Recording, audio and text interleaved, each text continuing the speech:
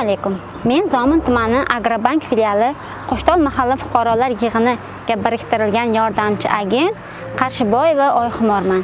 Men bugun mahallamdagi fuqarolarga omonatlar haqida tushunchalarni beraman.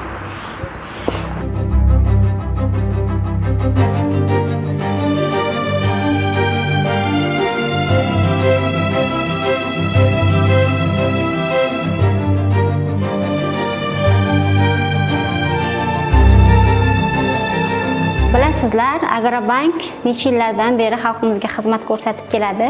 Uni xizmatlaridan barchangiz foydalangan bo'lsalaringiz ham kerak.